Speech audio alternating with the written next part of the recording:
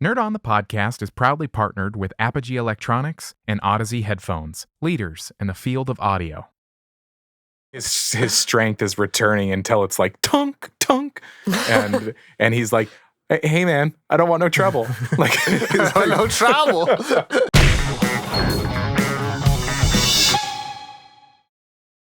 What's up, everyone? Welcome to Nerd on the Podcast. You didn't need, you deserve. Oh, there it is. Where all levels of nerd are welcome. Whether you like Batman, Superman, or both at the same time. Mm-hmm. Continuing the road to the Snyder Cut, we dive into maybe one of the most divisive comic book films of all time. Oh. Coming from the fallout of the events of Man of Steel, our topic introduces us to the first big screen appearances of so many characters, the deconstruction of these modern myths, and even a new Caped Crusader.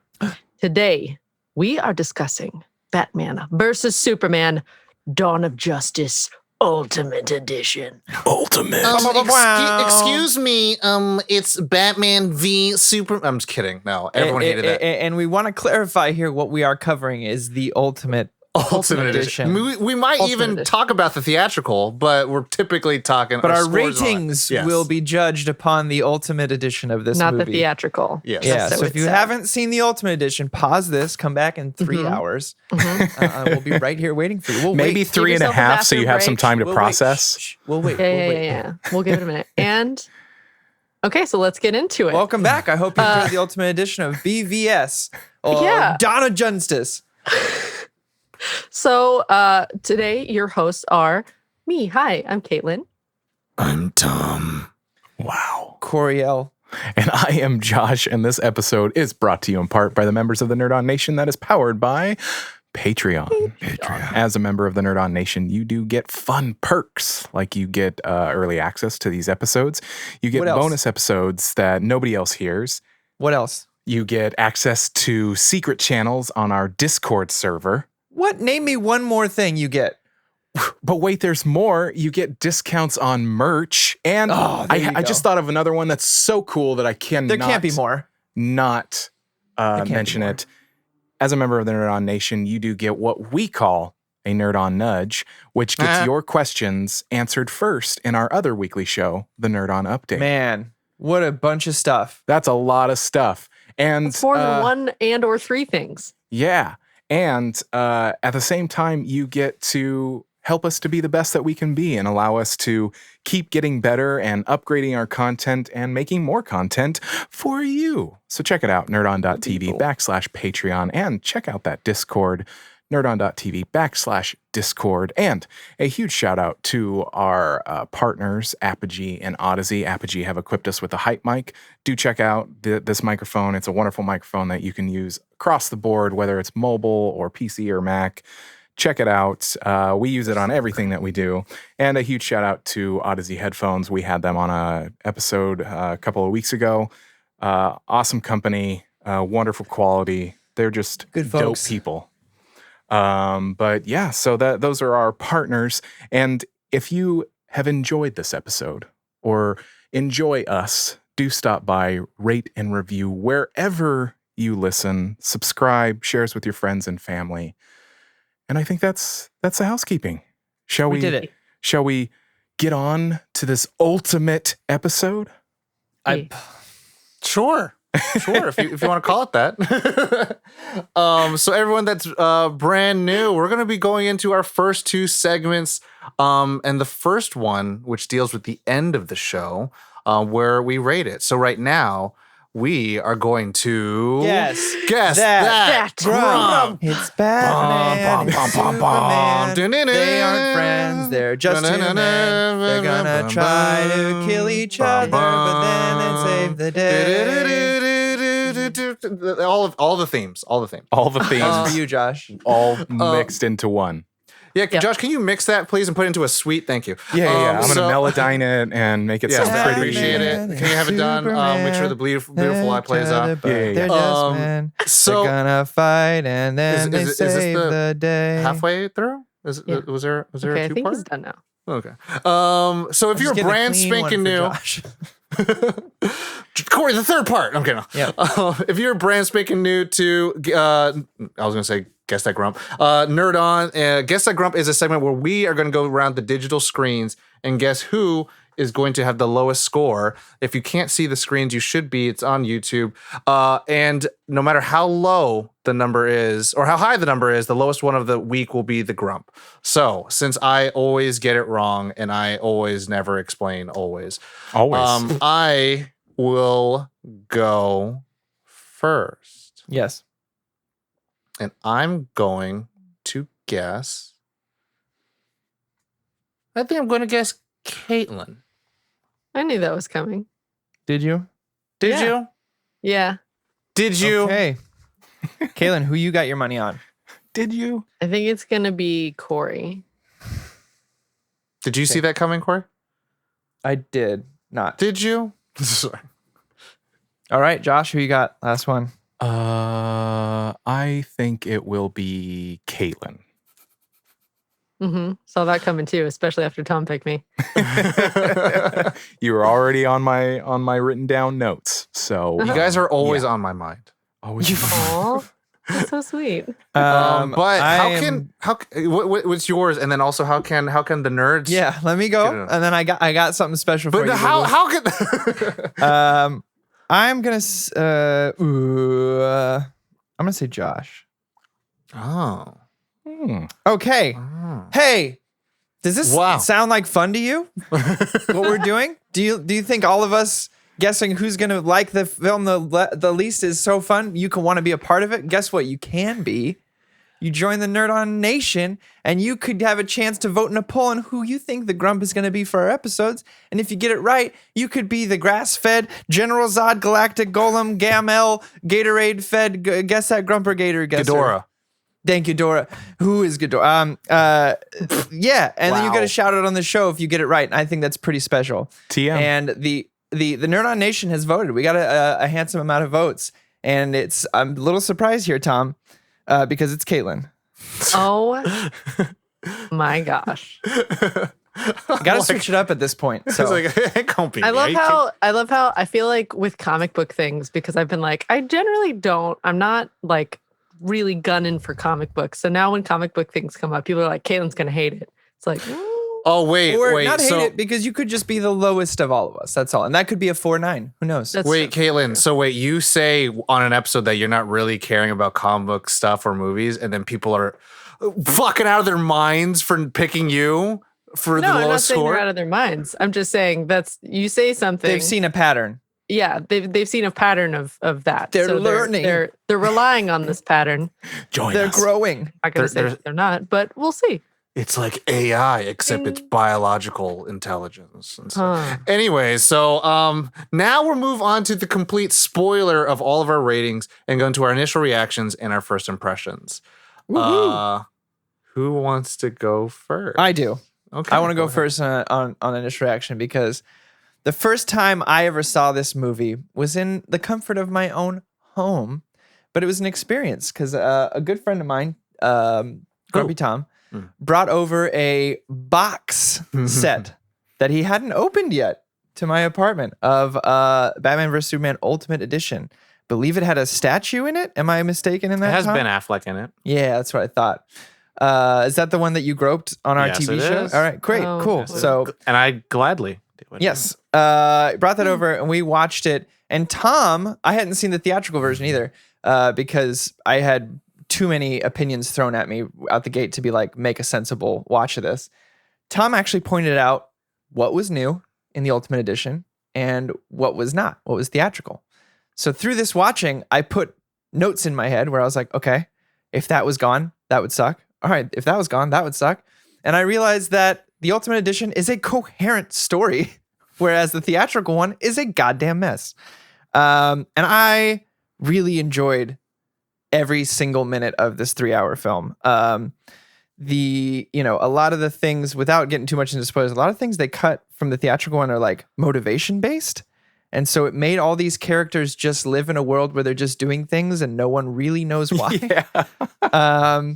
I've since watched the theatrical cut again for this episode and went, still care less because I don't know why they're doing these things. But yeah, I think we'll get a little deeper into it. But I think this is such a wonderful representation and tone of what the DCEU could be, the potential that the universe has, and the path that they should follow for these types of films. I think it's a wonderful like, hey, here's a blueprint of how you make this fucking work. Do it, and we'll see. You know, a lot of people haven't, unfortunately, because I think this is from start to finish just an amazing film. Who's next? I'll go. I don't remember the exact time. I think the reason why I watched the Ultimate Edition, I didn't even know it existed until I think either Corey or Tom was talking about it on one of our episodes. Probably Tom. And it was rentable on Apple TV, and I watched it, and I was like, oh, I see. This is what this was supposed to be. And it's like watching the extended editions of Lord of the Rings where you're watching something and you're like, that wasn't there before. And it's wonderful that it is. Except without that shit in Lord of the Rings, it's still a coherent movie. Yeah. What you get I'm with talking about the editions is like- experience, not the actual media itself. Yeah. Yeah. Both of you are right. Huh? I said both of you are right. Yes. So it was, I got to the end of it and I was like, whoa, everything made sense. And it was a different experience of like, oh, okay, I get it. But for me, because I watched it a few times getting prepped for this, and I love this movie. It's just an enjoyable experience from start to finish. And it's, I love Affleck as Batman. I love Batfleck. I love Henry Cavill as Superman, and to get Wonder Woman. It's good. It's good. It's good. It's good. Caitlin, you or me? You. So the first time I watched this was the first movie I think I watched at the Chinese Grauman's Theater. Oh, wow. And I watched it with my boy Farkash and my boy Dustin Baker, who we had on the show. And it was, he had already, Matthew Farkash had already watched the pre-screening of it. I was like, you lucky bastard. Anyways, but watching it, and I walked away pretty excited, pretty juiced, not gonna lie, watching the theatrical version, because for history, it was just like, for Avengers, like all these characters getting a live action, here's the movie, and then them together. Like, we've had so many Batman and we've had so many Superman, but we've never really had them together. So like, to me, like, it was a very easy win for me. Sure. But you know, I tend to try to keep my finger on the pulse, and just saw the slaughtering, the mass. I was like fucking Corleone's like, look what they done to my boy. So I was just like, God. And that's the thing, where everyone treated this movie, and I use this with, you know, 2020 context, and I was like, as if like this movie took away their stimulus check. And I was like, what are you talking, guys, chill, it was a movie. And so for me, like, whether it wasn't perfect, I was just like, it made me want to watch it more. Like, why is everyone like absolutely hating this movie? I can like talk about movies that like don't make sense, and talk about movies that like I just do not like, but like people were like kind of like going for like, I'm gonna murder this movie. It's like, Jesus. But anyways, yeah, I don't agree with that at all. I think if you have concerns and you have actual criticisms, go for that. That is the idol. I feel like that is where people idle at that speed of like, oh, I have to destroy this movie. I have to love it or just throw it under a fucking bus. Yeah, and it's just like it's either this or that. And one quote really got me to start looking at it very differently, and then start looking at like the director's intention. Was like Zack Snyder saying like, all I wanted to do was make a comic book movie that people can like. And then I was like, oh, that's not like trying to compete. That's not trying to like, oh, well, I want to set these things up. It was just like, I was trying to make a movie that people would like. And then so watching the Ultimate Edition, I was like, let's see what 30 more minutes will do, 40 more minutes will do.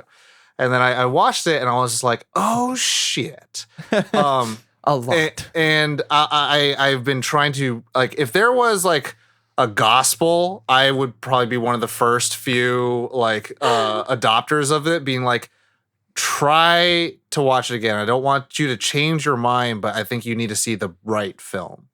Because it's very unfair. I think that what happened to it to meet, sadly, and try to like, I guess, abide by market trend of like movies aren't 3 hours long in theaters, and people still groan and moan about that. Still, like currently in 2021, people still currently groan about 3 hour long movies. And I'm like, that's more for your buck. You literally are paying less money for more screen time. So watching this, I always enjoyed the Ultimate Edition, but in 2020, at the beginning of when everyone had to start staying at homes, I rewatched this and I watched Chernobyl, and those two had very profound effects on me. Watching like post-pandemic in the early stages of what we would assume is the quarantine, and it just aged so freaking well for me. It aged so well, and how it talks about like anxiety and climate and what it's like when the world kind of stops, and you know how everything is politicized, everything is scrutinized for the smallest things. And so it when I watched it again this time, you know, I've watched it multiple times in preparation now, I was like, yeah, I don't know how anyone could still hate this movie. Like, if you don't like it, you don't like it. But if you hate this movie, the theatrical one, the Ultimate Edition, you mean? Well, that's the thing where so many people watch the theatrical and then like have like it just like murdered their firstborn. They're like, I won't spend one more second on the Ultimate Edition. It's like, I would highly recommend anyone who's only watched the theatrical to check out the Ultimate. Yeah, I think like erase the theatrical from your mind and then put the Ultimate Edition there instead. But you know, it's hard to get people to sway. I mean, isn't it fair to think or to say that it's unfair to judge the movie that is Batman versus Superman based on a theatrical when it was so like there were so many cooks in the kitchen, whereas the Ultimate Edition was like Snyder's vision, kind of like what we're experiencing with the Snyder cut, possibly. I'm gonna steal this from a video essay that I saw and was talking about this kind of stuff, where it was like, you can't chop off your child's legs and get mad that they can't run. Yeah, like it's very like, yeah, it's such a ass backwards thinking, and so they can get more screens and all that stuff. And every other superhero movie at the time was like almost not even 2 hours long. So, but that's just me. I very enjoy. Caitlin, but we all flocked to Endgame. So Ultimate Edition was the first time I'd seen BVS. Yeah. I'd never seen the theatrical cut. I watched it with Tom and Mr. Lanny Pator that we had on the show not that long ago. And when the movie was done, Tom told me, okay, so the theatrical version didn't have this, and this. And my response was, then what came out in theaters? Yeah. Exactly. What was it? Like, I was so shocked that like it's very apparent what the story is, what's trying to be communicated. I found myself wanting more because this didn't even with the extra 40 minutes, it still didn't feel like everything got to be said that he wanted to be said. Now, I want to turn back the clock real quick. I mentioned this in the Man of Steel episode, that there was one scene that he wanted to shoot of Superman going into orbit and then having to like pick who he's going to save first. And so I'm like, if getting those ideas and pushing those principles of these characters had been involved in this, I'm like, it would have been like an 8-hour movie. But you know, it's like, you know, right. how do you do that? That's like the hard part is like this movie, if it got to be exactly what he wanted it to be, like that's when you get into like masterpiece things. And you can see this studio, this like the overarching hands being like, you can only do this. And there's a lot of things it does really well. There's some things that you're like, I wish that was there, but you can't like hate it for not having that. I didn't get why, like, I'm sure with the theatrical version, I could see why a lot of people would be super frustrated because there just wasn't enough information there to get everything that it was going for. Yeah. I mean, I felt that even watching the theatrical version, having seen BVS, I was watching it and I was like, I felt myself like missing stuff I knew about. Yeah. I was like, The way I can say it is like this. It's like the theatrical version feels like you're like flipping through panels of a comic book. yes, that's But a like good just way to put it. panels. And then when you watch the Ultimate, you're like, oh, I actually get a story. You know, it's like, oh, bad guy here, good guy here, bad guy beat good guy, and then good guy beat bad guy. And you're like, okay, cool, I'm done. And scene. And then and then you watch Yeah. a movie, you're like, oh, this is why it is and how it is, and oh, that is tough. Oh, that is sad. Oh. Okay, so with that, it should leaves give us- everyone an idea of what our ratings. No, Exactly. we're not. Maybe not give Or us an not. idea what our ratings are going to be, but we'll move on to the next two segments of our show, which are going to be our brief synopsis and our production, still in spoiler-free installments. I don't know. Yes. I was trying to make something funny, but it's stupid. It's just dumb. I'm sorry. I'm embarrassed. I am the brief synopsis today. It's been nearly 2 years since I'm Superman's Henry Cavill colossal battle with Zod, Michael Shannon, devastated the city of Metropolis. The loss of life and collateral damage left many feeling angry and helpless, including crime-fighting billionaire Bruce Wayne, Ben Affleck. Convinced that Superman is now a threat to humanity, Batman embarks on a personal vendetta to end his reign on Earth, while the conniving Lex Luthor, Jesse Eisenberg, launches his own crusade against the Man of Steel. Dun dun dun. Anyways, every time you bring up Michael Shannon, I just have to think about Groundhog's Day because you put so much emphasis on that. And with that, we'll go into the production brought to you by me, distributed by Warner Brothers Pictures, who gave us such things as the Lego Movie, Harry Potter series, and Lord of the Rings trilogy. The director is Zack Snyder, gave us things that we mentioned before, Dawn of the Dead, Watchmen 300. Producers, Charles Roven, The International, Warcraft, and Wonder Woman. Christopher Nolan and Emma Thomas do the executive producers. Insomnia, Inception, and Interstellar. Deborah Snyder, his wife and producing partner. For 300, Rise of an Empire, Man of Steel, and Watchmen. The writers for this is David S. Goyer from Blade 2, Constantine series, and Batman Begins. And the story is by David S. Goyer. The cast is Ben Affleck, Daredevil, in Gone Girl in the Town. Henry Cavill, Henry Cavill, Immortals, Stardust, and the Cold Light of Day. Amy Adams from Enchanted, Arrival, Nocturnal Animals. Jeremy Irons, Dead Ringers, The Lion King, and the Watchmen TV series. Jesse Eisenberg from The Social Network, Zombieland, and Now You See Me. There it is. Now you see me. Now you see me, and now you don't. But no, it's Now You See Me too. Now you see me too. Diane Lane from Under the Tuscan Sun, Inside Out, upcoming Why the Last Man. Lawrence Fishburne from The Matrix, School Days, and Contagion. Harry Lennox from Ray, Matrix Reloaded, and The Blacklist. And Gal Gadot from Fast and Furious, Date Night, Keeping Up with the Joneses. Now there's 2 dates I'm putting up here. Date Night! Release date, March 19th, 2016. And then I also have June 28th, 2016. That's when the Ultimate Edition dropped. Because the day after the theatrical, a shot was released as a deleted scene. And everyone's like, what the hell? I wanted that. And then they were like, maybe we'll think about it. And then the runtime for the Ultimate Edition is 183 minutes.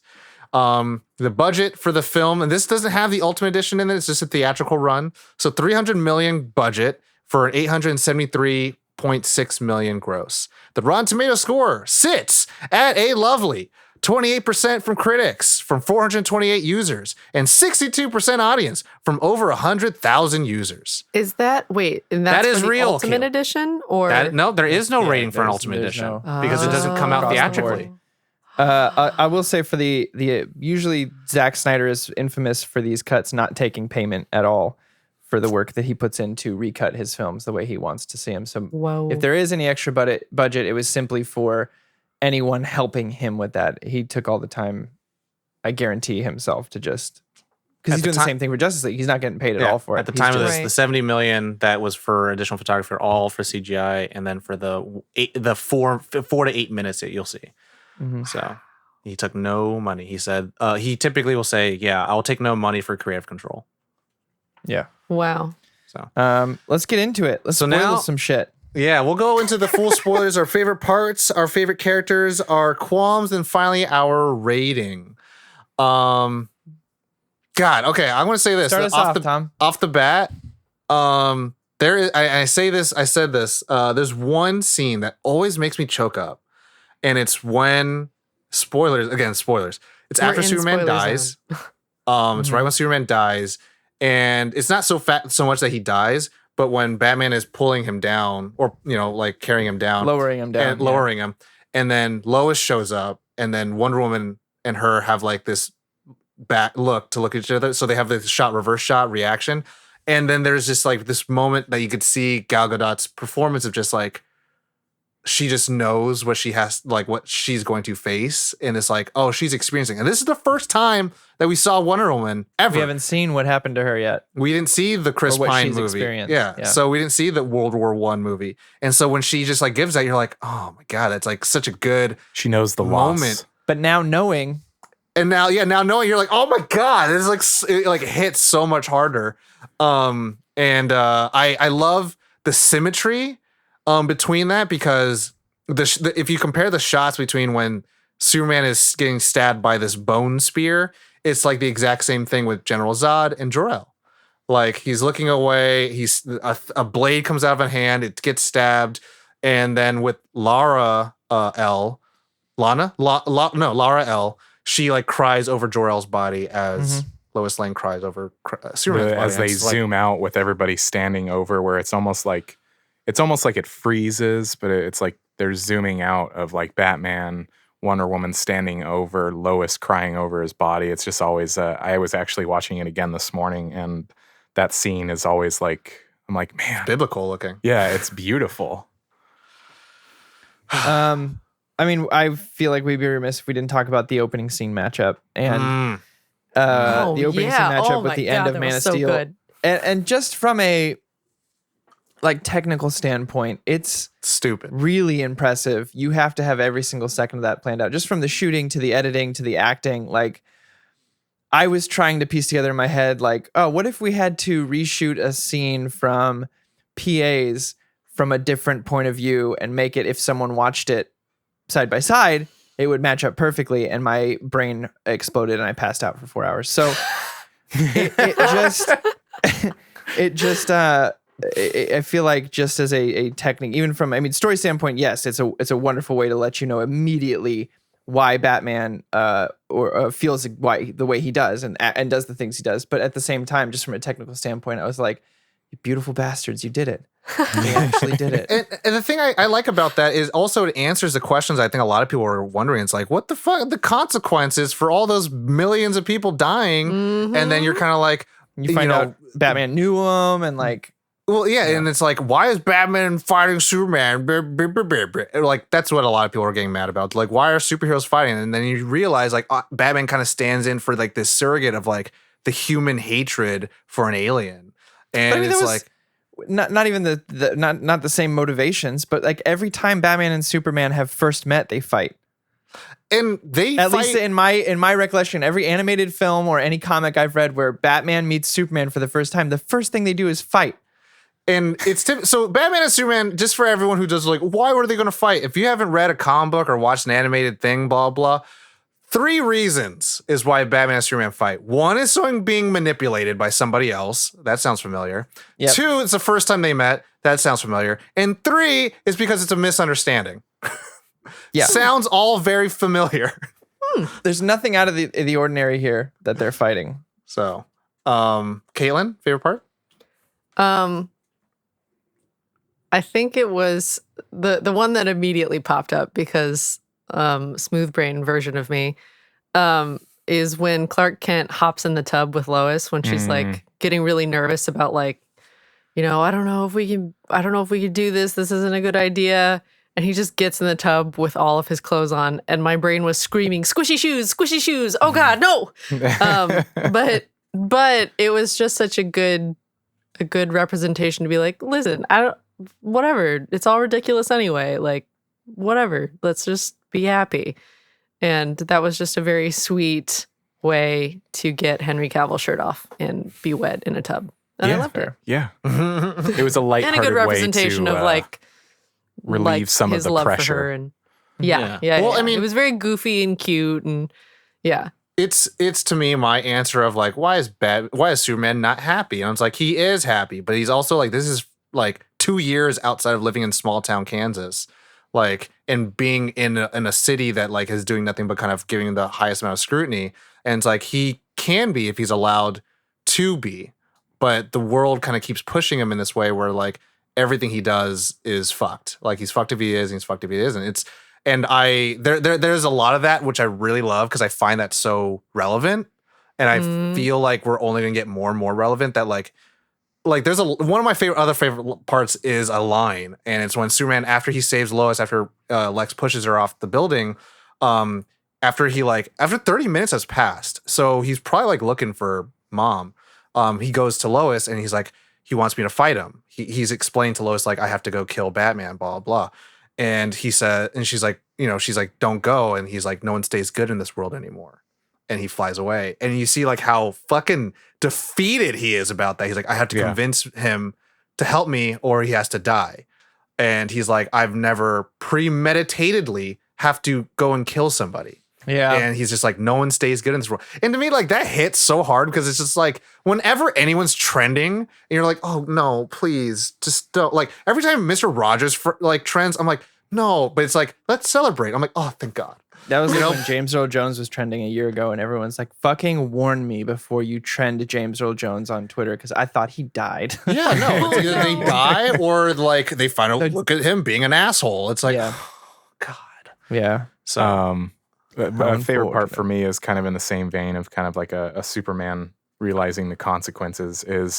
It's the like courtroom kind of setting where government has kind of asked him to come in and speak, and there's two particular parts of that when he walking in and he slowly opens the gate.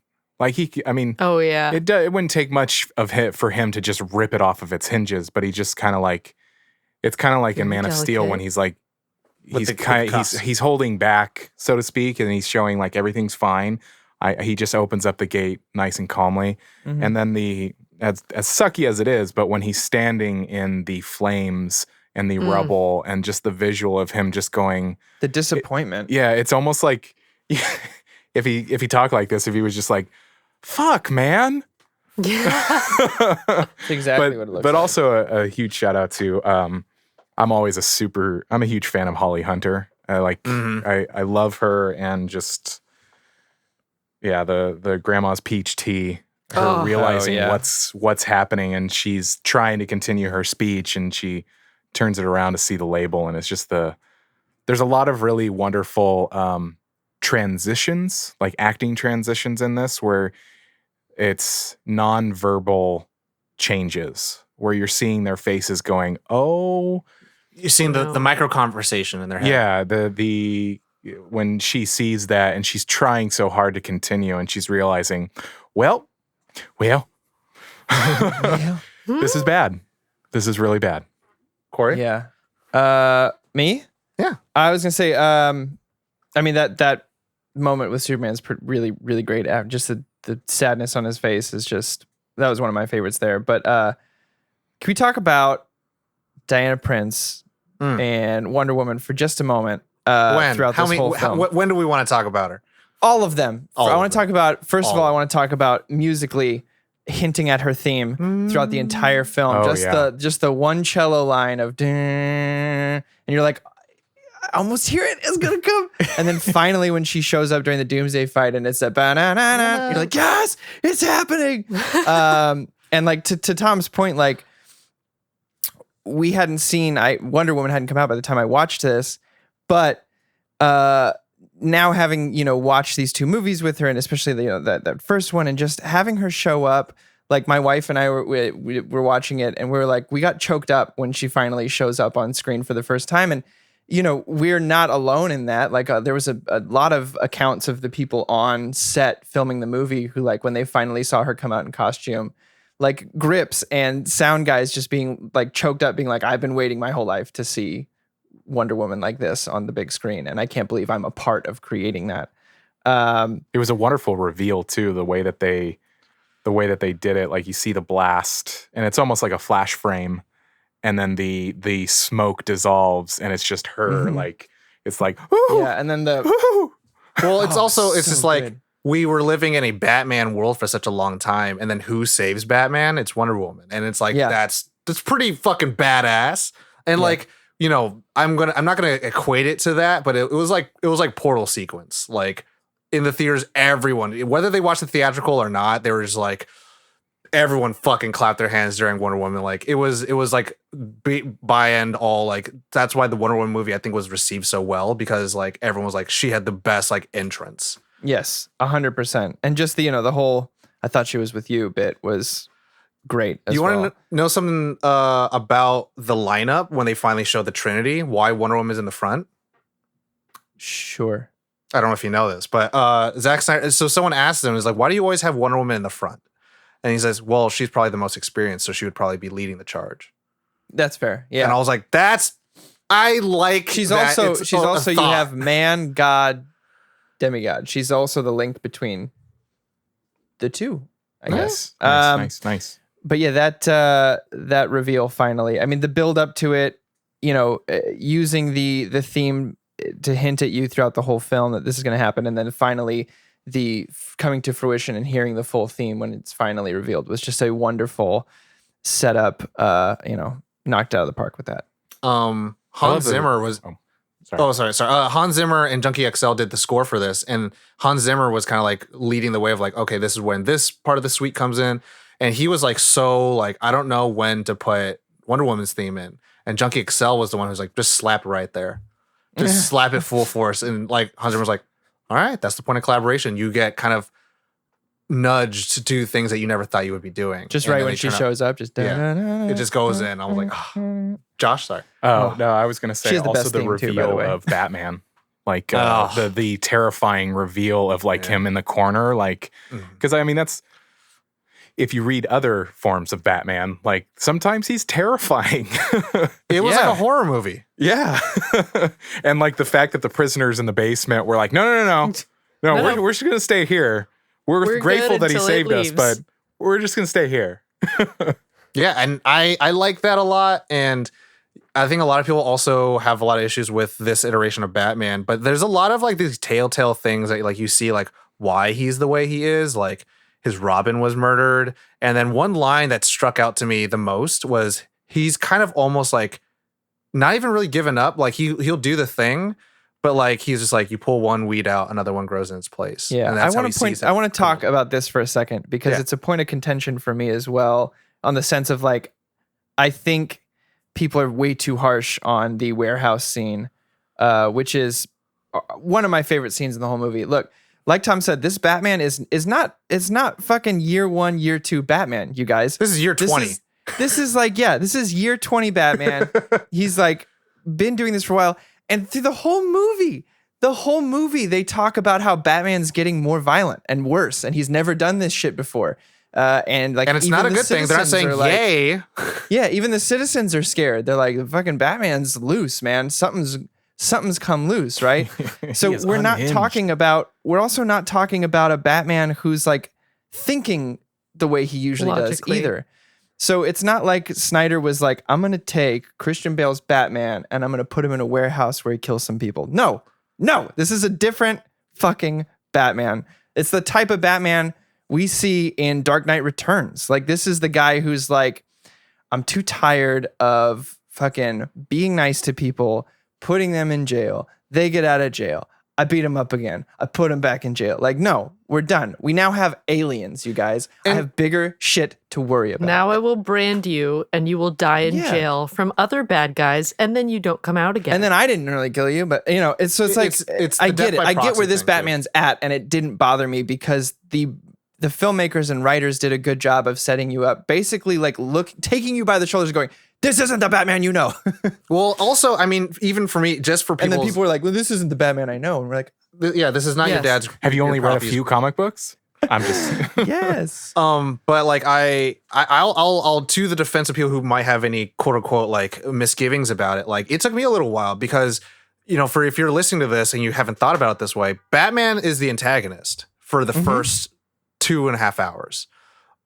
And the whole idea of Dawn of Justice should ring a little truer with the idea that like because of Superman's death, Batman kind of realizes he's become the thing he hates the most. And like the big thing to really think about the moment where he's about to kill Superman is that this was a planned death. This is a planned execution. Everyone else has kind of been like a byproduct of me saving somebody or me doing something. And it's kind of like that callousness of like, I'll do whatever I need to do to protect the people who don't deserve to be killed. But if anyone else dies in that who are part of it, that's not my problem. But this was like, I'm thinking about how I'm going to kill Superman. And that's why it's such like this pivotal moment. And also, I'll talk about this just because I think we'll once this comes out, we'll get out of the air. This is probably the most criticized moment of the film, but to me, I it know was what like you're gonna almost say. the most. Yes, We all it's, do. It's the joke that I love saying because it's why'd you say that name? I love quoting it that way because I love like the thing is when you make fun of the things you love, you have a very different energy than making fun of the things you hate. Yeah. And I love that scene because of this. And I think a lot of people need to kind of view it with these lenses is that this film is trying to talk about real shit. And like, I'm not trying to grief anyone if you like things of escapism, that's like good guy beats bad guy, whatever. That's fine. Those are accepted, but you should also try to learn to accept that films can try to explore and have reimaginations of the characters you do like because they shouldn't be defined of exploration only on the page. And so when Batman vs. Superman is a film that talks about hatred and changing your views and political anxiety, but also xenophobia. And I hate to like pull it out, but it's like I just harken back to like 9/11. And I harken back even now where like there's a lot of hate crimes towards Asian people. And once you start actually saying like, oh, please save my mom, please save my mom, fuck your mom. Like he literally was like, your parents probably told you that you're special and you're put in this world for a reason. My parents, blah, blah, blah. So like there was a level that Batman is not listening to. He's like, Superman has tried to like, Bruce, I know who you are. I'm trying to like snap you out of this. Like we don't have to fight twice. And then he's just like, if I wanted you dead, it'd be over. And he's like, please help me. And then Batman's just like, no, I am not fucking here. Write about it at your blog. I don't care. And then he says like, save Martha, like save a name. You know, this is not like Kal-El. This is not Supermom. This is Martha. Well, it This humanizes Superman. Humanizes it. And Well, that's the whole point, yeah. If I can just like kind of piggyback, because another one of my favorite parts is the thought process that we're seeing of Bruce Wayne right after like Lois says it's his mother. It's like he's just like he has his whole reign of terror that he's been doing for the past, what is it, like a couple of years or a few months? I don't know the actual timeline. Is like I think flashing. this film takes close to like a year.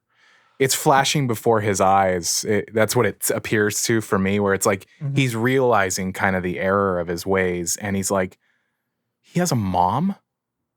It's like everything, like like what you were saying. That this film is a lot about hatred and what that can do to somebody, hatred and fear, and what that can do to somebody. And he's just like, that's one of those transitional sequences I'm talking about, where it's just like, oh shit. A lot of people also talk about they're like, well, why would he say Martha, not my mom? And you're like, dude, first of all, like Tom said, he knows it's Bruce. If he knows it's Bruce, he knows about his parents. If he knows about his parents, he knows his parents' name.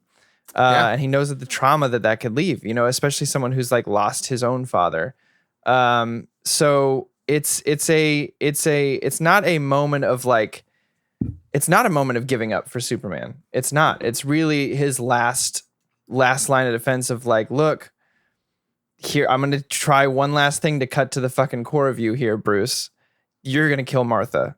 They're going to kill Martha. Like, I thought it was wonderfully used. For some reason, in my, pea brain, my whole life, I never really made the connection that both their parents' names are Martha, at least not on the like scale of using that for a story.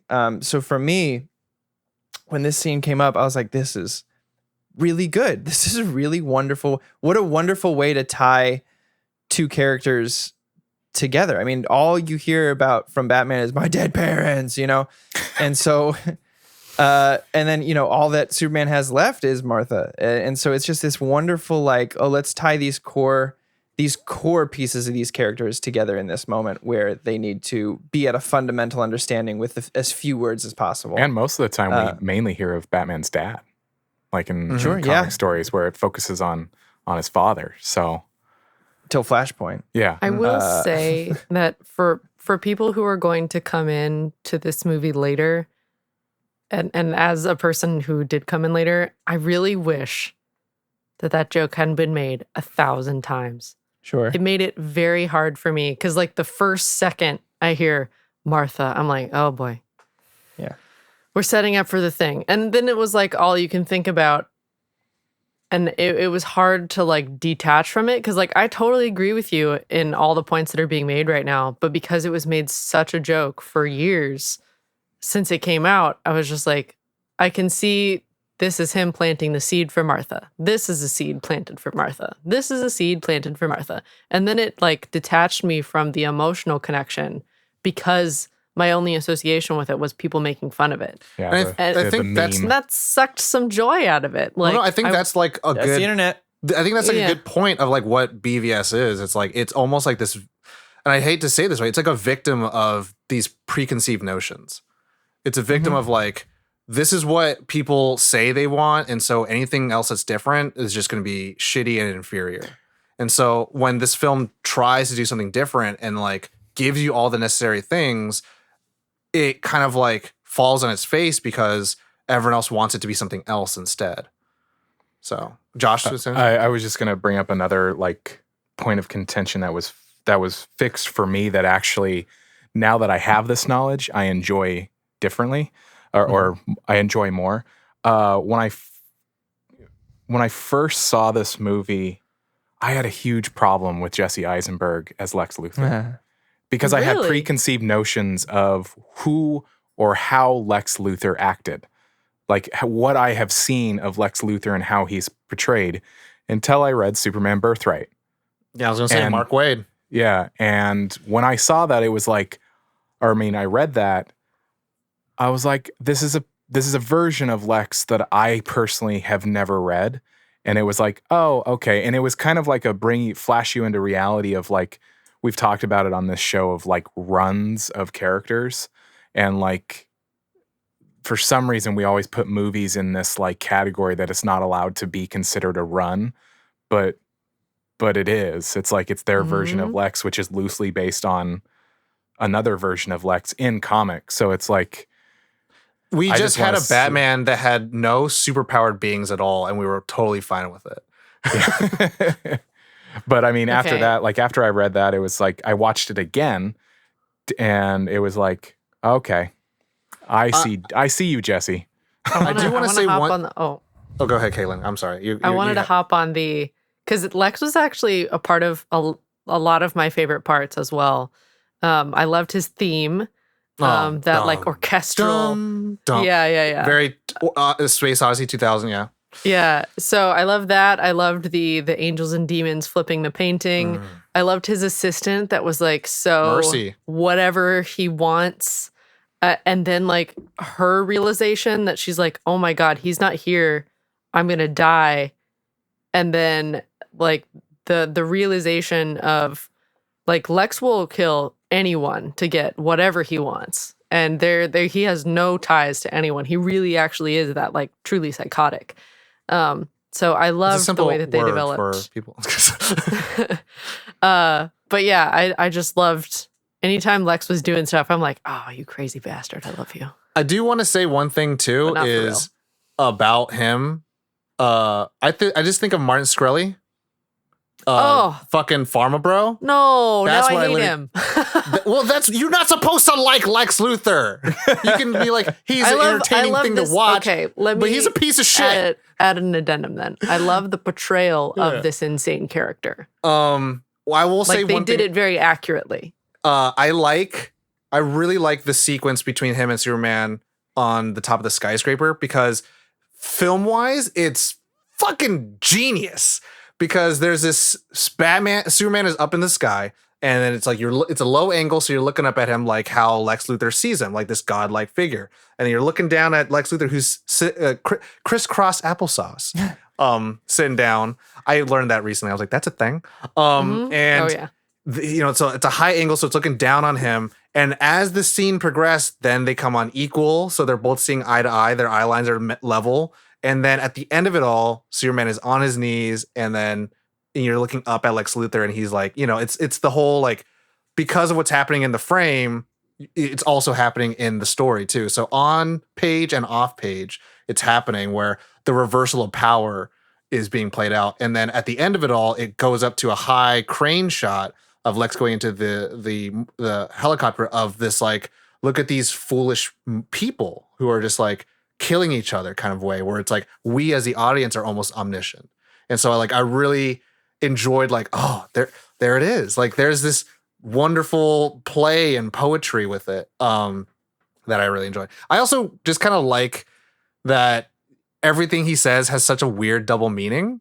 All the problem with good, the problem with evil, the problem with God. And then so like, let's put the holes in the holy, like those kind of things. I'm like, holy fuck. Right. And then at the very end with Batman, I never really understood it till very recently of what Lex Luthor is trying to say. And it's like his whole, like, this is how it all caves in. Humanity is on the wane, manners out the window. Saying cave, Wayne Manor. And I was like, oh my God, he's telling him like that like recently had a revelation. Like, oh my God, he's literally telling him like, I know who you are. And it's like, of course he knows who he is, but he's telling Batman, I know who you are. He's known but who both of them are since he got them together. And that's the thing where I think I as I watch the film, I still learn more things and like realizing like Lex Luthor knew about everyone from like before the movie even started. Yes. Like there was no discovery for him. He just knew. And I just there's that I was just like wow moment for me. I mean, another like shifting of power back and forth is the battle, the final battle between Batman and Superman, and them kind of going back and forth of having the upper hand. And it was just, the specific one that I really enjoy is when Batman is pummeling Superman and punching him in the face, and it's slowly he's getting his strength is returning until it's like tunk tunk, and he's like, hey man, I don't want no trouble. Like no trouble. Corey, favorite parts still? Yeah. I mean,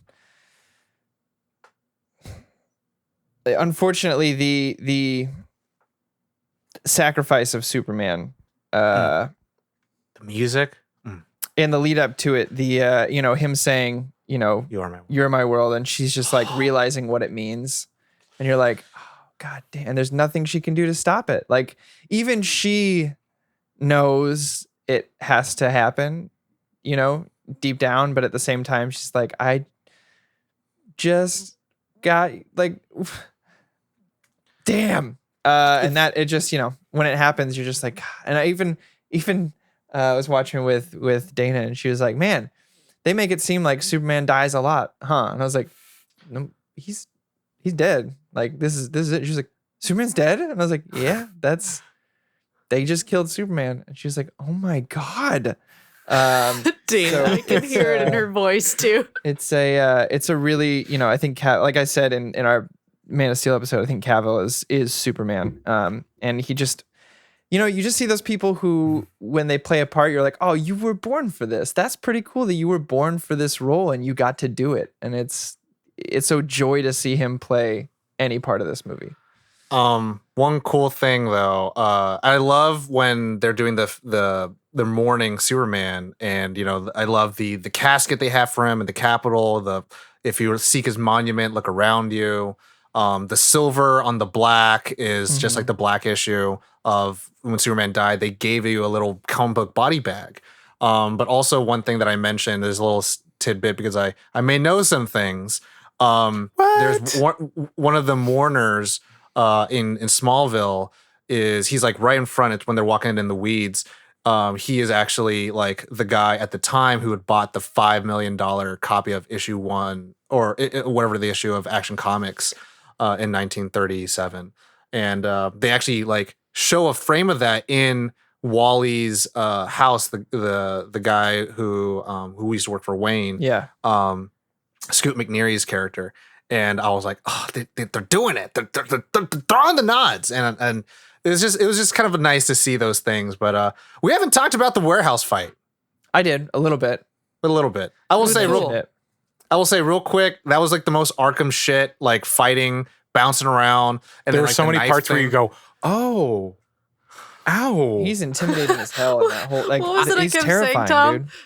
Some big explosion would happen or a car would roll, and I would go, I don't think he made it. And I was like, they're all fine. It's all Can I combos. talk about my Everyone's rubber. favorite part of Flesh that? I mean, all of it's great, but my favorite part of that fight is the bulletproof cowl. Oh, And yeah. the guy goes to shoot him in the back of the head, and he just kind of like ducks down, and the guy does it like 3 more times before he turns around and finally disarms him. But like that was such a great moment for me, being like, "Oh, it's bulletproof! Oh, that's awesome!" It felt Like, really and good. We read Hush. Like, if someone tries to lift the cow without him, it's supposed to like open up a canister of like sleep gas. Yeah, or even Dark Knight, right? Yeah. The guy goes to lift the mask yeah. off, and it electrocutes him. It shocks him. So getting to see that play out too was just really cool. Yeah. Just the point And of the blankness throwing of of it the too. crate, It's like right here. like- Ding, ding, ding. Oh yeah. You just realize how strong. Like, I loved having such a buff Batman. Like, when he like throws the crate, you're just like, that hurt a lot. when he throws the guy into the wall and crashes through another wall. When he like kind of clotheslines the guy and he goes face first into the Yeah. floor, just kind of boom, boom. You're like, What was it? It happened like twice where everyone's like staring at the door. And I was like, guys, Batman doesn't. use Motherfucker's doors. not coming in through a door. And immediately after I said something like that, he would like pop out of the floor or pop out of a wall. I'm like, yeah. I like but that there's also- still one guy shooting at the hole. Yeah. there is also the love between Alfred and Batman that I really enjoy. Like Oh, yeah. That's Also, great. can we just talk about how so Alfred, at least in my mind, army medic, right? Double barrel shotgun toting army medic. This is the first time I've seen an Alfred where I was like, yeah. If I broke That's into him. Wayne Manor, this guy would probably fuck me up pretty bad. like you see him chopping that wood, you see him just like operating the This- bat plane. This, I will go on record. Look, Michael Caine, I love you. Don't get me wrong. You're amazing. This is my favorite Alfred I've ever seen. Like Jeremy Irons' Alfred, I was like, hashtag that's my Alfred. This is it. This is the guy. I also love that like there's a love between them where like he's not just butler where he's like, here's your coffee, sir. They're both making each other coffee. He's drinking on the job. I was gonna say and when he's on the computer and he's like having a whiskey, you're like, yes, this Yeah, is where Alfred. he's like- He's got class. and he's like, what should I motherfucker." do? I can't stay down here for 7 minutes. He's like, go up there and socialize. Maybe a woman will make you honest. And he just laughs to himself. Like that kind of stuff. It's like, or it's like, I don't deserve you, Alfred. It's like, no, you don't. And I was like, oh my God. it's so so- true. Yeah, and though. he's like welding and like building shit for bat. Like, We're gonna have He's, to like, fixing rewire the the whole cowl. suit. Yeah. Like it's like, oh, Also, again, first gray and black suit ever on a big screen. we only have Like, one more left to see, guys. I know, and y'all was sleep. Anyways, What's the last one, Tom? last what? Gray and Last blue. cowl? We need that gray and blue, baby. Gray I and just blue, want yeah. that gray and blue suit so bad. I'd be down.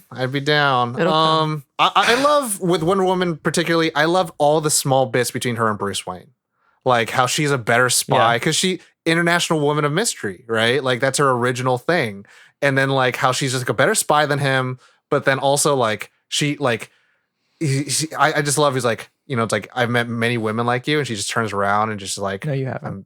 no, yeah. I was like, No. oh my God, it's so Nice try. good. It is like, we all know. So there's like that Shakespearean like irony right there. Where like we know, but he don't know, and we like. But we know. Especially when he's like, the real sword is hanging above a sultan's bed. And I was like, oh, damn. in Hajar, yeah. Yeah. I was like, she knows, and she's like, and I like how like there's a level about her too, where she's just like willing to like stick it to the man and the patriarchy of just like all you boys are the same, no inclination to share, and I'm just like, You know, if there wouldn't, there is, and that's why it's You're like right. there is no Wonder Woman versus Superman, like because it's like she probably would just handle it and be done with also, it. that email, this doesn't belong to you.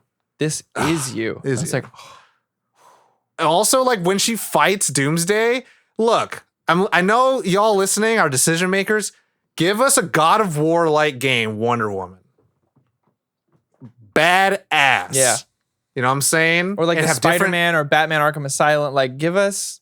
and her something. different armor would be like the different ages of all her You can get like iterations. the Linda you know what I'm Carter one. You could get the. saying? Oh man. Ooh. You know what I'm saying? But I I like, mean, I also know like that they're that they- listening, so let's do that. I like that. Corey? I Yes, like please. that they all three kind of figure each other out before the final fight too, right? Because like Superman obviously hears Alfred in Mhm. Batman's ear, and you're like, okay, well there that goes. Batman figures out Wonder Woman. It's like this wonderful, thing of like they all get into that fight and they all look at each other. And they're like, we all know, right? Yeah. We Okay. all know. Cool. Here we go. But none of but them also, like put it on blast. I love the shot where Batman kind of realizes like, holy shit, I have no chance fighting this Doomsday thing. And like, I love Batman. I love plot armor Batman. I prepared. But like just a human, probably the most powerful human we've ever seen is like, I can't fight this. The only thing I could do is run and hide. And I'm just like, yeah, Even I'm the gonna lead little- it back to the Yes. spear. Aw, shit. And that's all I got. yeah, like that's how it would be, like unless he can prepare for it. And I'm waiting to see that happen in the Yeah. next film. But so, I have one more favorite part, yes.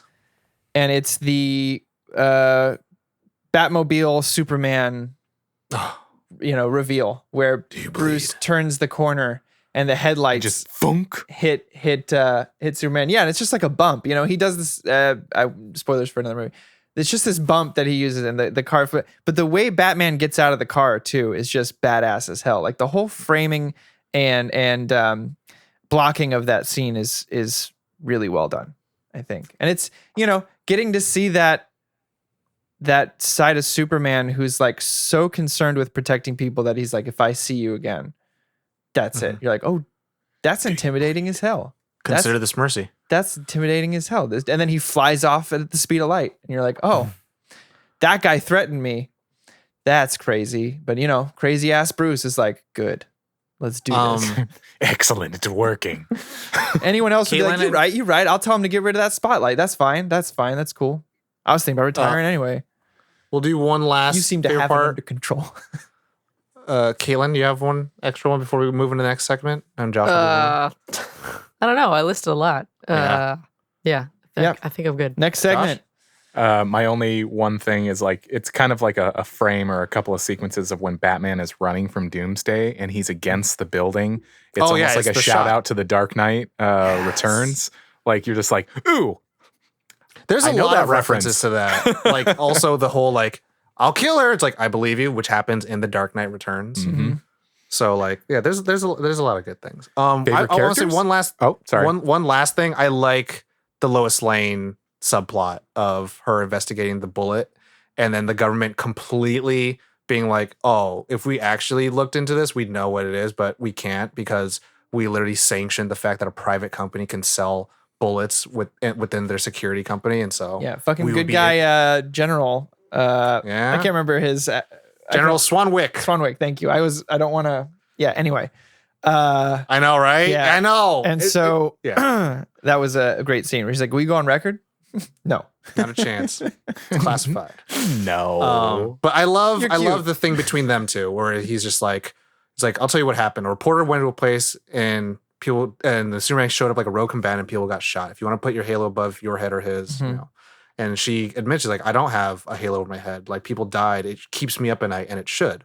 Like there's a lot that I recently realized in 2021 of like how journalism has been like marred like within high political times. Like I just kind of recently learned about the whole Vietnam thing and like I knew what it was, but like how journalists were like quote unquote blamed as like the killer of Americans' trust. And I was like, oh my God. And so like there's that like kind of level. And I was like, anyways, okay. Favorite I'll say characters. the last thing. Never thought I'd say this sentence. Fuck Jimmy Olsen. I never thought I'd say that, but goddamn. You would like the Supergirl, Sir Jimmy Olsen, because he's. But anyways, Whams. he is. What the heck? Favorite kidding. characters. What are we doing? Let's do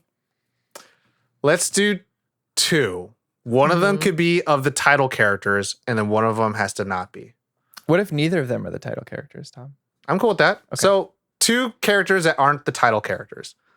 I mean, you can have one. I'm just saying, what if neither of mine are the title character? Is that cool I think too? that makes it also more interesting too, because it's Batman or Superman. It's Diana and Alfred are my favorite characters in this whole film, like by far, because they can. And I first of all, they're just wonderfully written. They're wonderfully acted. They show up at the right parts. They say the shit where you're like, oh, yes, say that shit.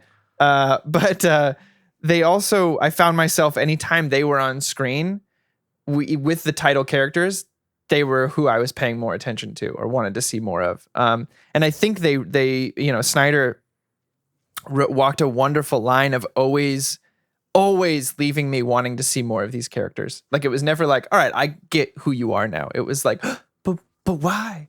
But who?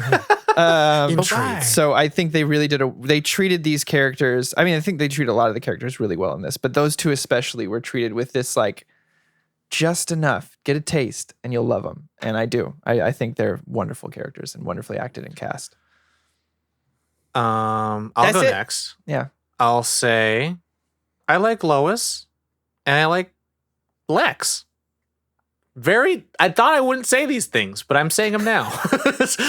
I really like what they kind of do for the story and then what they do for the audience of pushing those questions and asking those things. Like, there's that moment where Lois is like, oh, so they're using these like to cover this up. And then Jenna Malone's character is like, that's why you're such a good reporter, because these things still surprise you. And it's like how terrible the world is and like how many government cover-ups there are. And it's just like, oh, man. And then like a journalist like, oh, this is news. She's like, oh, how do you not know this already? Like that kind of stuff. And I just really like Lex Luthor being like, I like this idea of like what he kind of says, like, if knowledge is power, then why am I so powerless? And he's like, I hate it. And in the way my neurotic brain works and it's never turned off, like, I should be the most powerful person. But the only thing I can do is play these fucking philanthropy games. So, yeah, that's me. Next. Kayla, I'll go. Josh? For me, it's Lex Luthor and Alfred. I really like Lex's insanity. I like his insanity. And Alfred, I like how much he believes that there's goodness in Bruce, that he's just unfailing. He's the unfailingly loyal companion that even when he's obviously gone off his rocker for like a couple years now, he's like, he'll figure himself out. He'll fucking figure himself out. Like, good guy, Greg. Yeah. And that he, like, honestly, this version of Alfred, can you imagine if this version of Alfred, someone killed Bruce and Alfred went after them? That would be the best horror movie of all time. I'll also say I've never seen a movie where I was like, yo, Alfred's more attractive than Bruce. Like, this is because he's got the suave, he's got the scarf, he got the leather vest. I was like, damn, dude is fly. Like, Yeah, move aside, Bruce Wayne. like, What's yeah. your butler's name? Alfred. Let me write that down real quick. But for real though, Silver Fox. Hello. Yeah. I feel like if not to That's my not to man hate crush on, right there, Jeremy Irons. not to hate or trash on anything, but if this Alfred was in the Nolan universe, like he probably would handle it all by himself. He's like, I don't get out of the way. I don't need you. Yeah. Stop. Michael Caine was right for those movies, but man, this Yes, is 100%. is that everybody? No, Josh. No. Josh. No. I'm going to pick a title character, Superman, Clark Kent, and Alfred. I mean, it's copy and paste reasons, but no, watching Henry Cavill be Superman, just anytime he's on, you guys know my feels. Just anytime he's on screen, I'm just like, that's him. That's him. He's just doing so. Baby boy. It's just, yeah, I love it. I dig it. Yeah. So now we move on to qualms. Yes. So Corey is so sounds like he wants to apprehensive jump already. into it. I didn't mean to he jump almost into it. I just missed the got entire favorite part. confused. Favorite characters. Go ahead. Jesse Eisenberg. Let's talk about this real quick. I am not here's the thing. We haven't seen his Lex come to full fruition yet, and I want to give credit where credit's due. Obviously, we saw a bit of it at the end of the Justice League that came out. Oh. Is that Justice League? Well, this one he shaves his head. He's in the fucking prison. No, but there was that shot with that post-credit scene. Okay. So we haven't seen him come full Lex. I believe this is like the Lex origin a little bit. Not that he's going to change too much, but to me, I don't think he stuck the landing on this, and it felt very acty, and I think he would make a wonderful Riddler. But for a Lex Luthor, I just didn't feel. I think it was written well. I think that the character is written well. To Tom's point, like these wonderful kind of musings and wordplay, and his motivations are wonderful. But his performance wasn't your favorite. Jesse Eisenberg didn't stick the landing. To me, if he could be older, Michael C. Hall would be a good choice. If you want to keep him younger at this time, you could have done Anton Yelchin or Aaron Taylor Johnson. I think would have been better casting picks. To me, I personally don't know if Jesse Eisenberg has the range to make this a believable supervillain for me. You want to know an interesting thing about the casting with that? Yeah. He was at first, I think, auditioning for Jimmy Olsen. Oh. And then Zach was like, what if we made him Lex instead? Because we can't have someone like him and also just kill him. It's like, what if we made him Lex instead? And so that's a funny thing too with Zack Snyder. Also, everyone listening, Nolan like, does that. Jason, I mean, he did that with Scarecrow. He auditioned for Batman, and then they were like, but what if? The same thing with Jason Momoa. Jason Momoa was auditioning for Batman, and then he said, but he's got this Polynesian background thing. What if we made him Aquaman? Yeah.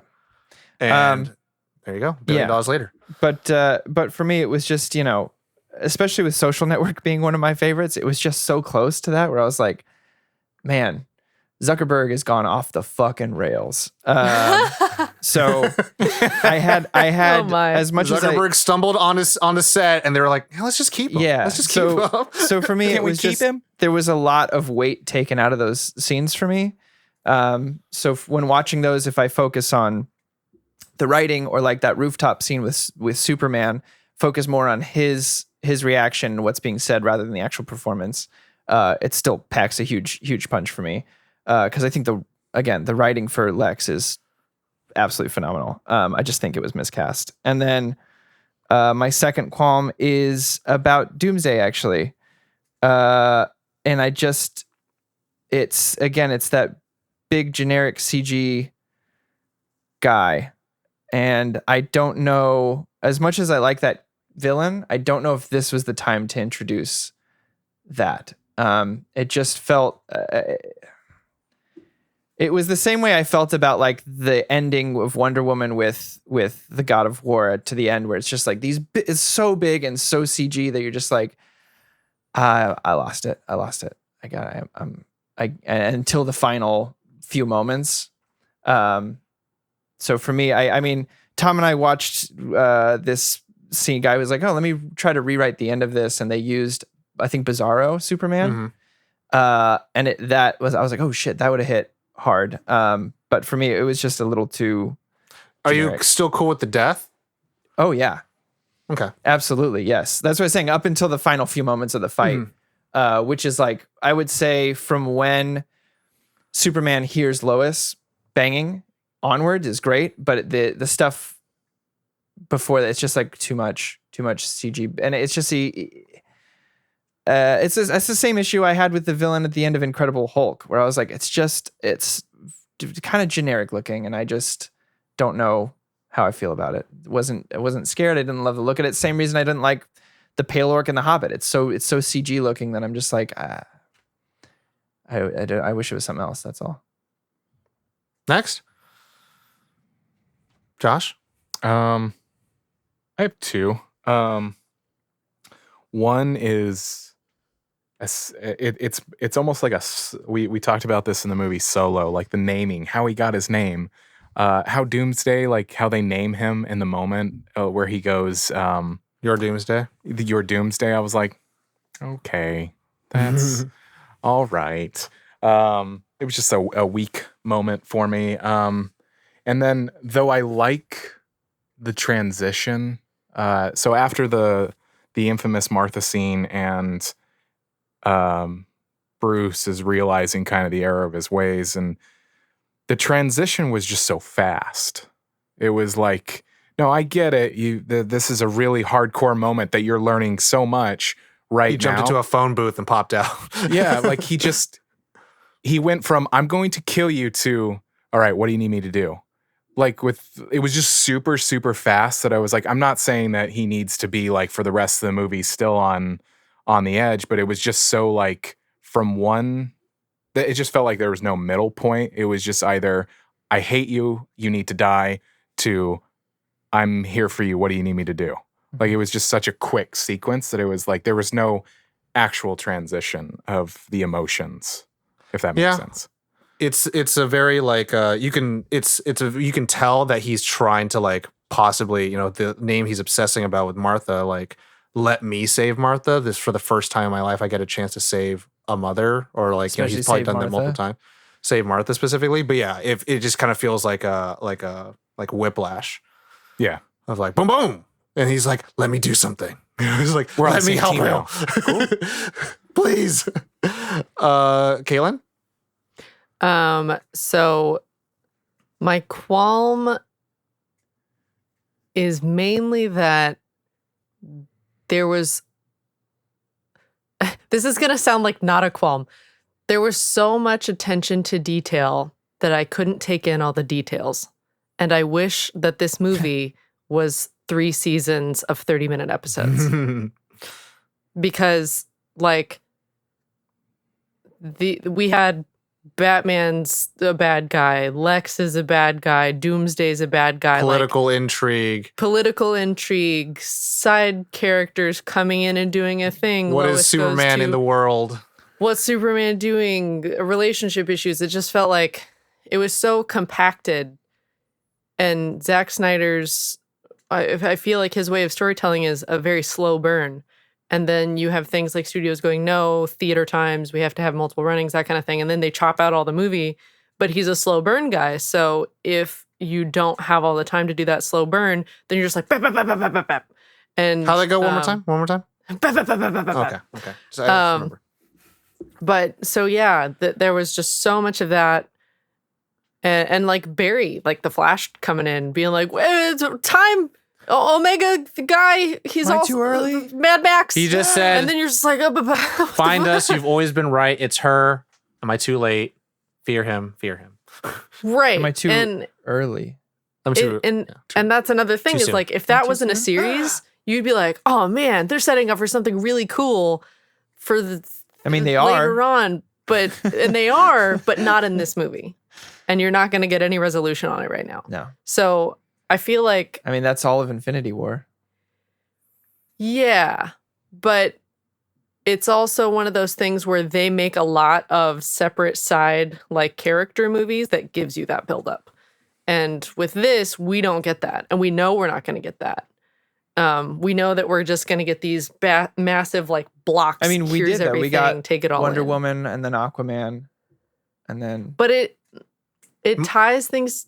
together, but there's just so much extra outside of that too. I think Infinity War is not a fair comparison, and recently it's been announced, or like he's mentioned it, he's like, think of it more like a Lord of the Rings, where like there's a lot of setup for certain things, and that's why, like, to me, the main delineation between an extended cut of this versus an extended cut of Lord of the Rings, if you took out the extended stuff of Lord of the Rings, like, you still got the story. Like, I don't need to see the Ents. I don't need to see these particular things, but I'm very glad to know why they fucking were there, and that they did have this whole council thing, and they did talk about it. But like here, it's like, if you don't know why the fuck the bullets are important, then you don't have a movie.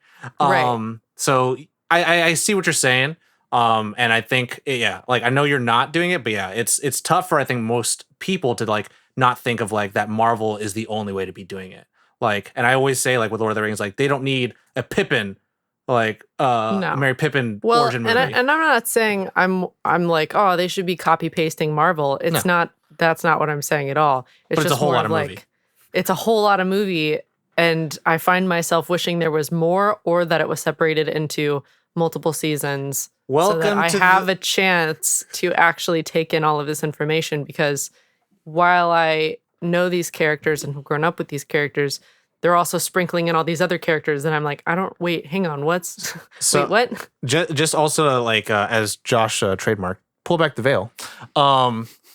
Man of Steel, Batman vs Superman, Justice League 1, Justice League 2, Justice League 3 was like Zack Snyder's like, I'm here for this. This 5-film installment will be all one full arc. If anything Yeah. else happens on the side, it doesn't affect my film. Yeah. So in that sense, welcome, Caitlin, to the Release of Snyder movement, where we're like, we just want to see the end. We just wanted to see where all the roads went. So Yeah. yeah, I feel you. And I don't. Yeah, the Martha mom moment, even with everything explained, it still just didn't land for me. But I don't know if that's like the internet joke. I was gonna say, well, Sounds Caitlin, like get it's off the really internet. for me. It's an unfortunate byproduct that the film had nothing to do with. Maybe. I mean, I don't know. Even if the internet, that's kind of part of it too. Is like, I don't know. Even with the internet kind of tainting my view, Okay. I was just going off what you I said earlier. still might not have Yeah. liked that moment. No way to Yeah, know. I mean, Even with all of that explanation, like I still might have, like, I feel like I still would have been like, meh. maybe we won't answer this in this episode too, but Caitlin, also right before this movie came out, Deadpool came out. And so Yeah, the yeah, whole superhero landing thing, everyone just fucking dunked on Superman landing in this one. Mhm. Oh, of course. And it's just like, how are you going to use another film to kind of dunk on this other film that's not even trying to talk about other films? So it's an interesting thing, and I think it's but yeah. My two qualms? Yeah. I don't think I have any. Yeah, In all honesty, I I don't think think I so. have any. Like I think any of the steps or things of like, I would have done it this way or done it that way. Like I kind of really just I feel like Zack Snyder's giving me a bedtime story. Like just tell me a story and give me something new that I haven't thought about. Like it's very weird when you kind of feel like you know everything, and that's why I always kind of like will commend the Russo brothers for that. For their like, why would we tell the story that everyone knows? And it's like if you read it in a comic book, why would you watch a movie to see it again? So like I kind of really just want to like, I don't know, fucking play. Let's see what happens. Yeah, cool. Deadshot's black now. It's Will Smith. Well, I don't know, man. You tell me, and then we'll just live in it. It's like, okay, Batman drinks alcohol and he eats pills. I'm like, I've never seen that before, but okay, let's see how that Dude, works. a Lake Heath Lex would be so good. Lakeith wants to play Joker, so That's fine, but as Lex, he would have been so good. But yeah, so it's like I'm here to see it, and it's like if you want to see me have like a millennial, Silicon Valley Lex, I'll see how you want to play with that. And Mhm. does he take Again, I don't Kryptonian have any suits? problem with that. Oh yeah, no, I'm just saying like these different things. I'm like, yeah, sure. It's like, oh, Gal Gadot or is a different Wonder Woman. It's not, like the biggest critique that Gal Gadot got was that her boobs weren't big enough. So it's like these things could all go for the wayside. Like, sure, give me that. So give me Nubia, give me Flora Yar. So it's like I'm all for the new reinterpretations for it. So nothing for Tom. So yeah, So that brings us to our ratings. Which Tom? who's first? Tom. Not me, Tom has no votes. That's wild. I'm isn't gonna it? write you down for a 5 here. No, it's not a 5. Just kidding. For me, objectively, it is a solid Wouldn't it be 4.8. A 4.8? Wouldn't it be subjectively? No, subjectively, it's a 5. Oh. Objectively, it's a 4.8. Got you, fam. I get you. I try to only give my objective ones, but Got I it. don't try to put that on anyone else. Okay. Who's next? Next is me. We'll do alphabetical because it's me and Josh, but I'll go first because I'm C. Unless Josh, you wish to go first. You may go. All right. 4.6 is my rating. I was going between a 7 and 6, or 5 to 7. Jesus. 5, no. Point 5 to point I know. 7. I was like, 7, 6. We don't even have that. Going back and forth, then getting to watch the theatrical cut next to the extended cut yet again, from a 5 to a 6. But yeah, the Jesse Eisenberg casting and the last villain, again, not how it played out, but just the design of the villain itself was, I just wanted something a little more unique. That's all. So yeah, 4.6 for me. Next would be Josh. Split the difference, 4.7. There it is. There's that 4.7. And then it's Caitlin with all the votes. We were Who's wrong. happy that they're right now? I'm not happy that I'm not right. Or am I right? What's happening? It's a 4. 4. It's a 4, a straight 4. Yeah. Okay. It's a straight 4. I always base it off of my entertainment, and So you found Man of Steel more entertaining? I did. Okay. There was just too much. Like I went to the end of it and was like, like my brain was like, bah, bah, bah, bah, bah, bah. More of that. So a Yeah. longer movie? Yeah, I wanted it to be more. So a 4-hour long movie? Yeah. Okay. Talking to Cool. someone That's who sits next. through Lord of the Rings. So Yeah, our that is shout outs, next. from the Nerd On Nation, who voted for Kaylin. We got a Bradley P. We have a Mitchell B-Rad. G. We have Charlotte G.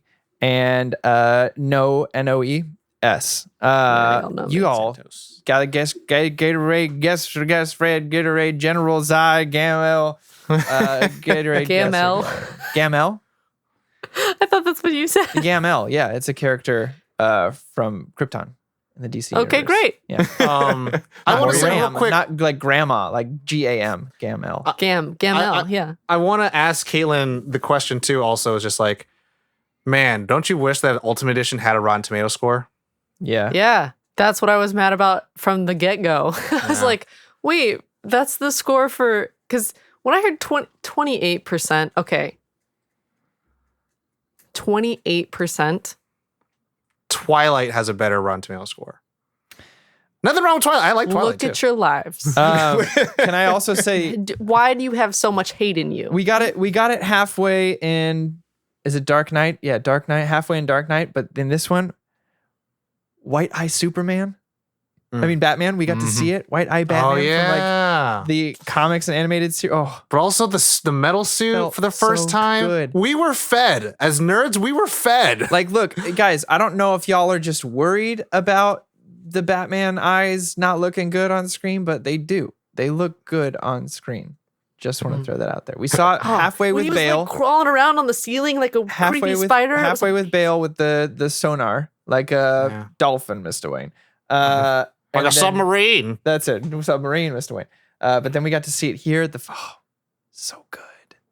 Men are brave. It's so good. There's, I don't know. So yeah, for me again, I can understand if you don't like it, but I can't understand if you hate it. Yeah, That's Yeah. my one. I thing. think this Like, is one of the top tier superhero films ever made. the funny thing Doesn't with beat me, out Logan for me, but Well, I want to bring that up. Logan is almost not a superhero movie for me. It has a Sure. comic book character and it's like a Western drama. yeah, but it is a superhero movie.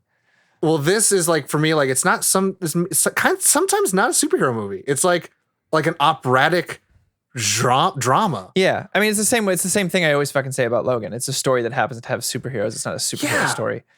Like there's a superhero moment where he has to come and save the day. Like Superman catches Lois, but like a lot of this is just like to me, I was like, oh, give me this cerebral conversation, please. Sure. Give me more of this. Like, what is the problem with What evil in is the world? everyone?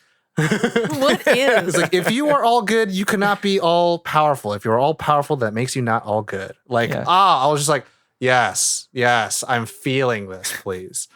Give me an existential crisis, please. Yeah, existential risk too. The whole like 1%, all that stuff. Like I'm here for all of that shit. Oh, I don't know. That's just me though. That's just me. I just wanted to have some kind of like real and also okay, sorry, at the end of it all, consequence. Fucking accountability and consequences for your actions. And like, yeah, Batman should feel fucking bad. He should feel bad, real fucking bad, that the greatest person in the entire history of the world died to save him. And it's like, yeah, you almost fucking killed him.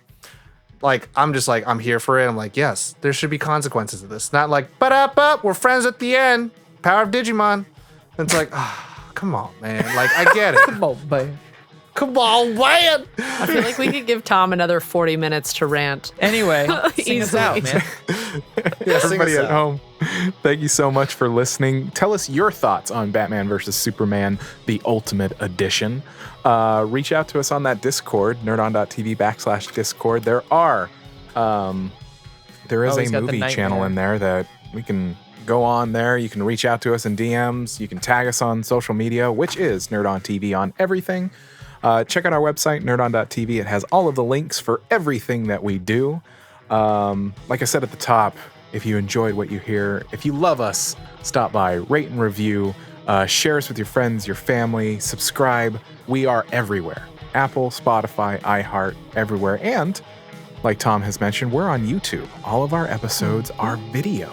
So check it out and participate in the fun there. Check out that Nerd On Nation, nerdon.tv/Patreon. And that is the business. Thank you so much for listening. Take care of yourselves. You know the drill. As always, Nerd On. Nerd on.